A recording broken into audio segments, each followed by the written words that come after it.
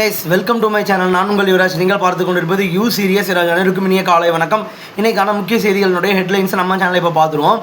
முதியவரை நிர்வாணமாக்கி ஆபாச வீடியோ எடுத்து பணம் கேட்டு மிரட்டியிருக்காங்க. 3 பேர் இந்த விஷயமா கைது பண்ணியிருக்காங்க. முதியவரை நிர்வாணமாக்கி ஆபாச வீடியோ எடுத்து பணம் கேட்டு மிரட்டிய கணவன் மனைவி உட்பட 3 பேரை போலீஸார் கைது செய்திருக்காங்க.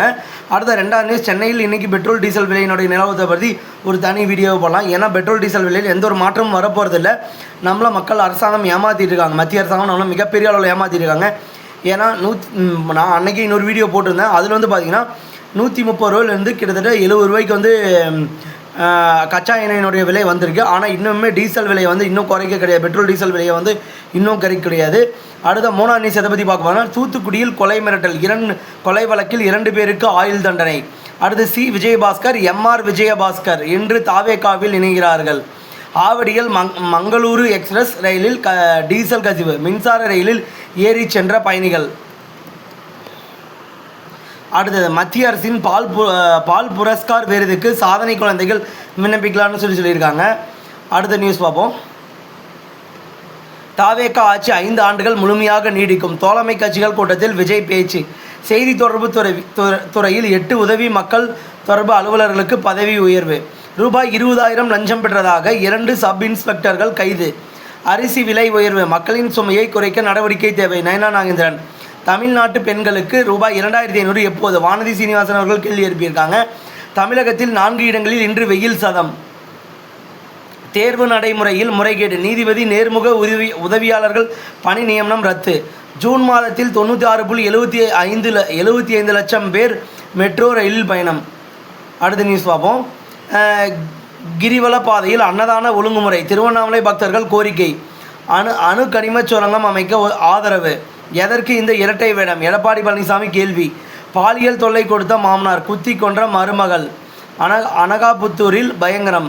விபிஜி ராம்ஜி திட்ட செயலாக்கம். பிரதமருக்கு முதலமைச்சர் விஜய் வைத்த முக்கிய கோரிக்கைகள். கோவையில் வீடு புகுந்து கல்லூரி மாணவியின் தந்தை மீது இளைஞர்கள் தாக்குதல். மஞ்சள் குளவி கடித்து பூச்சியியல் பேராசிரியர் பலி, 18 மாணவர்கள் காயம். தமிழகத்தில் உள்ள 2640 டாஸ்மாக் பார்கள் மூட உத்தரவு. அதிமுக முன்னாள் அமைச்சர் எஸ் வளர்மதி கட்சி பொறுப்பிலிருந்து நீக்கம். எடப்பாடி பழனிசாமி அறிவிப்பு. ஓகே கேஸ், இன்றைக்கான முக்கிய செய்திகளுடைய ஹெட்லைன்ஸ் வந்து நம்ம சேனலில் பார்த்துட்டோம். அடுத்து இன்னொரு முக்கியமான செய்தி வச்சுருக்கேன். அடுத்ததாக, ஒடிசா மாநிலத்தின் 5ஆம் வகுப்பு பாடப்புத்தகத்தில் நடிகை ஐஸ்வர்யா ராய் படத்தின் இந்தி பாடலால் சர்ச்சைன்னு சொல்லி ஒரு நியூஸ் வந்திருக்கு. அதை பற்றி என்னென்னு பார்ப்போம். புவனேஸ்வர். ஒடிசா மாநிலத்தின் 5ஆம் வகுப்பு பாடப்புத்தகத்தில் நடிகை ஐஸ்வர்யா ராய் நடித்த இந்தி பாடத்தின் பாடல் தவறுதலாக இடம்பெற்றுள்ளது, சர்ச்சையை எழுப்பியுள்ளது. பள்ளி பாடப்புத்தகத்தில் சினிமா பாடல் அச்சிடப்பட்டதற்கு கடும் கண்டனம், கணைகள் எழுந்துள்ளன.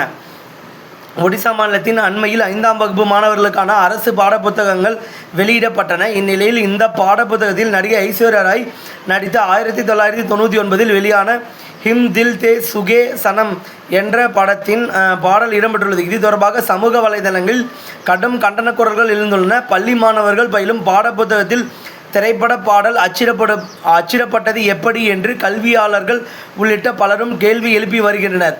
நிம்புடா நிம்புடா என்று தொடங்கும் இந்த பாடல் பாடப்புத்தகத்தில் இடம்பெற்றது எப்படி என்பது புதிராக உள்ளது. ஏற்கனவே அச்சிடப்பட்ட தாள்கள் பாடப்புத்தகத்தை தொகுக்கும் போது தவறுதலாக சேர்க்கப்பட்டு விட்டதா என்று விசாரணை நடத்தப்பட்டு வருகிறது.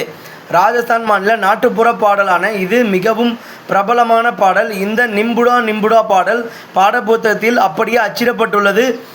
அச்சிடுதல் அல்லது வெளியிடுவதில் ஏற்பட்ட ஒரு பெரிய கவனக்குறைவால் இந்த மிகப்பெரிய பிழை நிகழ்ந்திருக்கலாம் என கருதப்படுகிறது. இதனிடையே ஒடிசா மாநில கல்வி ஆராய்ச்சி மற்றும் பயிற்சி கவுன்சிலிங் எஸ்சிஇஆர்டி பாடப்புத்தகத்தில் 1600க்கும் மேற்பட்ட பிழைகள் கண்டறியப்பட்டுள்ளன. இதையடுத்து இந்த புத்தகங்கள் தீவிர ஆய்வுக்கு உட்படுத்தப்பட்டுள்ளன. குறிப்பாக 8ஆம் வகுப்பு பாடப்புத்தகத்தில் அதிகபட்சமாக 705 பிழைகள் உள்ளன. இதையடுத்து பாடப்புத்தகங்கள் திருத்தப்பட்டு மாணவர்களுக்கு வழங்கப்படும் என்று ஒடிசா மாநில பள்ளிக்கல்வி மற்றும் மக்கள் கல்வித்துறை அமைச்சர் நித்யானந்த் கோண்ட் தெரிவித்தார். இது தொடர்பாக விசாரணை குழு அமைக்கப்பட்டுள்ளதாக ஒடிசா மாநில முதல்வர் மோகன் சரண் மாஜி தெரிவித்துள்ளார். ஓகே கேஸ், இன்னைக்கான முக்கிய செய்திகளுடைய ஹெட்லைன்ஸ் நம்ம சேனல் இப்போ பார்த்துருவோம். இந்த வீடியோ உங்களுக்கு பிடிச்சா லைக், ஷேர் அண்ட் சப்ஸ்கிரைப் பண்ணிக்கோங்க. அடுத்த வீடியோவில் பார்க்கலாம். தேங்க்யூ.